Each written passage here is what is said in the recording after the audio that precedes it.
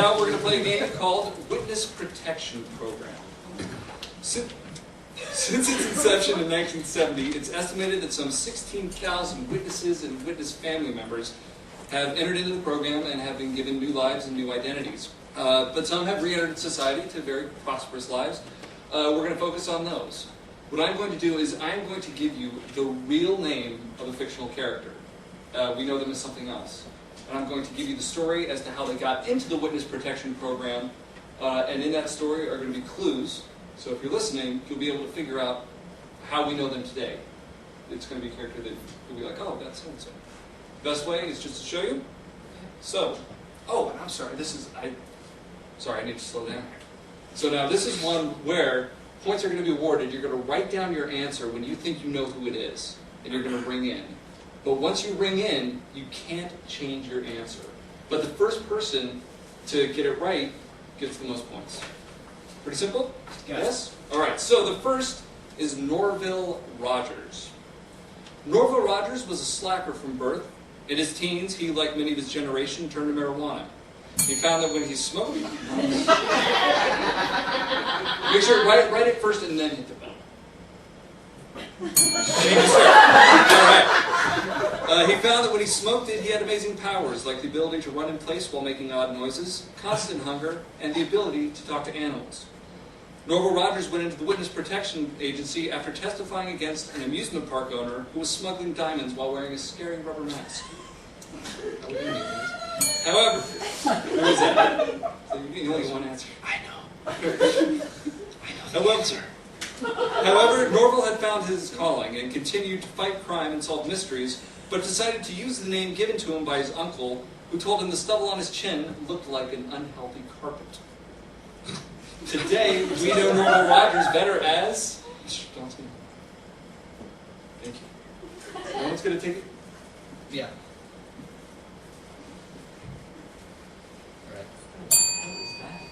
That's not. I know what that says. Okay, got it. Sean, you want? I'm still solving mysteries, talking to animals. He specifically talked to dogs. How's that?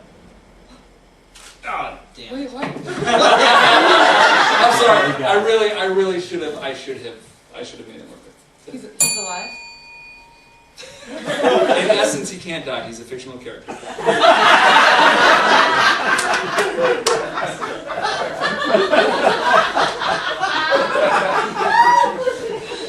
I needed clarification. He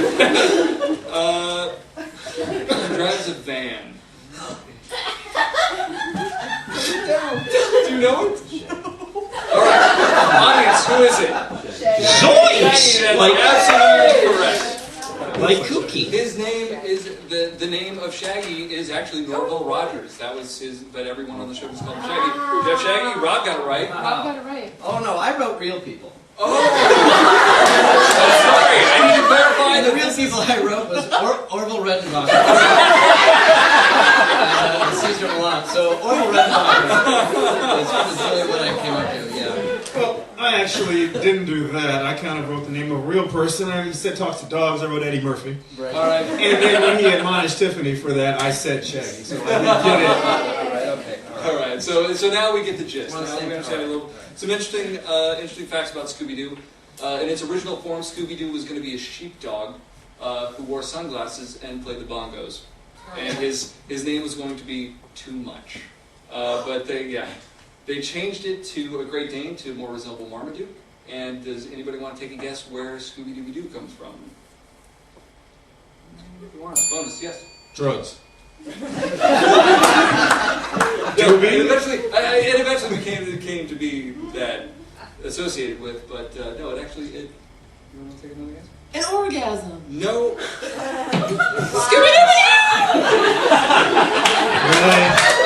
Hey, some people howl. I don't know if you're watching weird movies or if this is personal experience, but you know what? Just things I think about. Sticking things in the holes and then things in the post.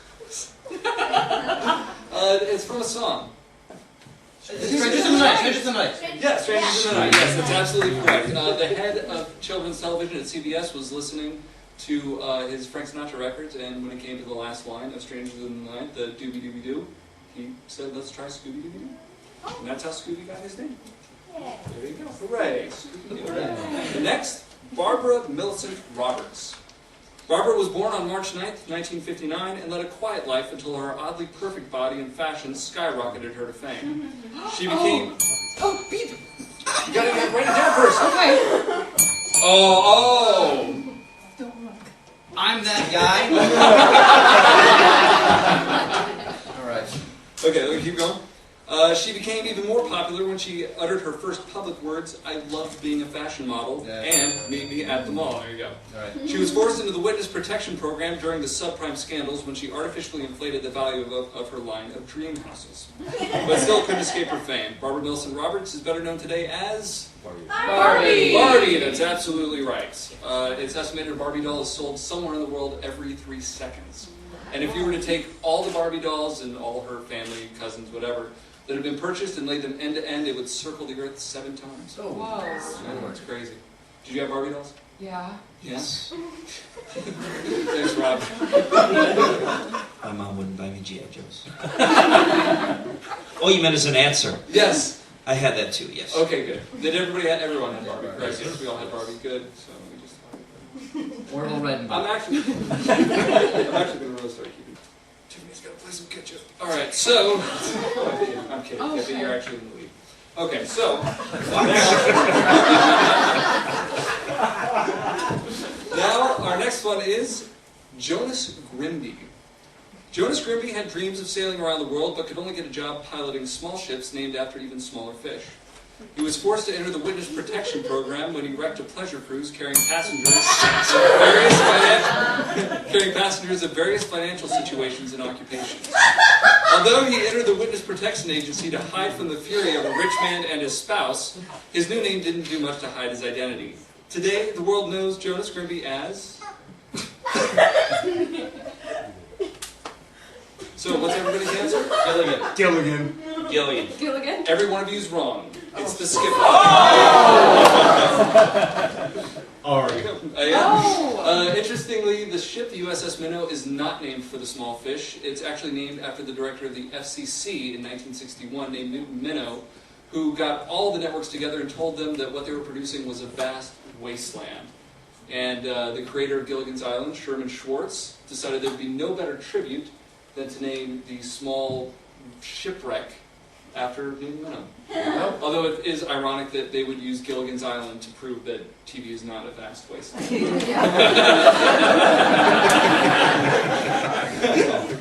Finally, we have the last question for the Witness Protection Program. The name is Oscar Zoroaster Fadric Isaac Norman Henkel Emmanuel Edwards Diggs. Oscar was an eccentric young schoolboy who liked to fool around with magic, but only succeeded in inflating his head to gigantic proportions. He entered the Witness Protection Program in 1905 for flying a hot air balloon illegally.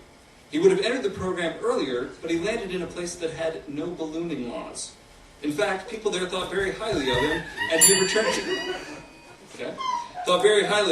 he returned to dabbling in magic. When people would ask things of him, he would instead give them something symbolic and totally useless. When he returned, he was... You wrote it down? Okay. When he returned, he was promptly taken into custody after a high-speed balloon chase. When he was finally apprehended, the authorities asked him why he didn't stop, to which he replied, "I can't stop, I don't know how it works." Today, Oscar Zoroaster Fadric Isaac Norman Henkel Emmanuel Edwards Diggs is better known as... Everyone write one down? Tiffany? If you want, I can whisper the right answer into your ear. Is it really right? It's movies. Think movies. Fantasy Think about movies. balloons, things moving fast. Movies, dabbling in magic, big head, balloon. Is it recent?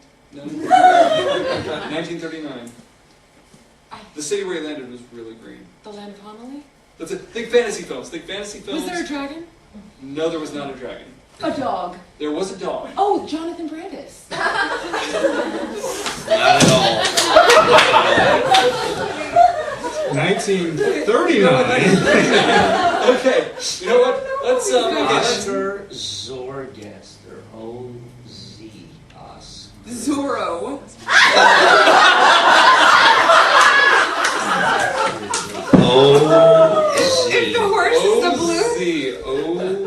Oz! I was thinking of that, and I was like, And no. you thought But Jonathan then I said Brandis. Jonathan Brandis. There's really the resemblances on the can. I know, it is fairly actually, yes, the correct answer is The Wizard of Oz. Is that what everybody had? Who was the first to ring in on that? You were the first to ring in on that, and then who came in second? I did. That's why I need the I'm different not going to lie, though, the actual answer I wrote down was Webster. It was a little freak. Okay, anyway, but here's something interesting. In the books, the slippers weren't ruby. They were actually silver. MGM changed them because it wanted to take advantage of Technicolor. And also, if you look at the name, take the first letters of each word, and that was the real name that Frank L. Baum gave him, Oz Pinhead. Oh. Didn't Webster float away with some balloons in the opening credits? I'm not joking. You know what? That was just an accident that occurred on set while cameras were rolling. They kept it into the opening credit sequence. Fantastic. All right.